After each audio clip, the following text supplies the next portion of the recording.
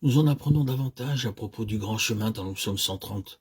Sur cette terre, nous ne pourrons jamais trouver quelqu'un qui soit parfait. Nous tous, êtres humains, avons hérité d'Adam dans cette vieille nature pécheresse et par conséquent, nous ne pouvons que nous attendre à bien des chutes.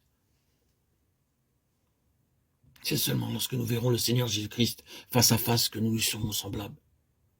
En attendant, tous nous commettons des fautes à un moment ou à un autre. Le psalmiste déclare dans le psaume 133, « Si tu gardais le souvenir des iniquités éternelles, Seigneur, qui pourrait subsister ?» Oui, si nous nous examinons sincèrement à la lumière de sa parole et devant ses yeux perçants, personne d'entre nous ne peut subsister. Même l'apôtre Paul déclare dans Romains 7,18, « Car je le sais, ce qui est bon n'habite pas en moi, c'est-à-dire dans ma chair. » Il nous parle également de la bataille entre la chair et l'esprit qui se poursuivait dans son cœur. Nous aussi avons à affronter de tels combats. Mais il n'est pas nécessaire de se décourager. Notre Seigneur est plein de compassion. Le verset 4 du psaume 130 nous dit que le pardon se trouve auprès de lui. Dès que nous avançons en confessant nos péchés, il nous pardonne, car il est mort pour notre rachat. Son amour et sa compassion surpassent de beaucoup notre entendement. À chaque fois que nous avons failli ou que nous sommes souillés par une pensée, une parole ou une action, nous devons nous humilier et par la foi invoquer son sang précieux pour être délivrés. Alors nous sommes purifiés, pardonnés, rétablis et rendus capables de marcher par l'Esprit selon Galates 5,16. Dans le psaume 135,6, nous remarquons que le psalmiste attend le Seigneur.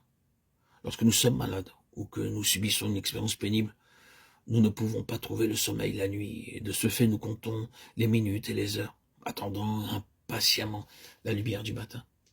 C'est la même pensée qui est exprimée ici. Le psalmiste déclare qu'il attend ardemment que le Seigneur vienne, le pardonne et le délivre. À chaque fois que nous sommes souillés, il faut que nous allions immédiatement vers le Seigneur en confessant « Seigneur, je suis souillé.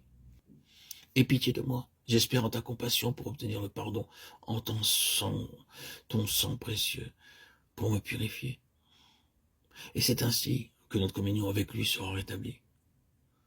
Nous avons aussi ces promesses dans le psaume 37, 23, 28, 38, 39 et dans Proverbe 24, 16.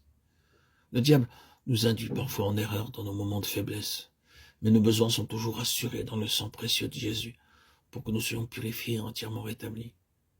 Le psaume 131 montre comment il est dans notre nature de céder à l'orgueil lorsque le Seigneur nous bénit et nous utilise, même si d'autres peuvent penser que nous sommes encore humbles. C'est pourquoi, soyez sur vos gardes, ne commencez pas à vous glorifier de vous-même à d'autres. Nous ne nous rendons pas compte avec quelle facilité nous ravissons au Seigneur la gloire qui lui revient. Ce que nous avons accompli à son service n'a pu l'être que par la grâce de Dieu.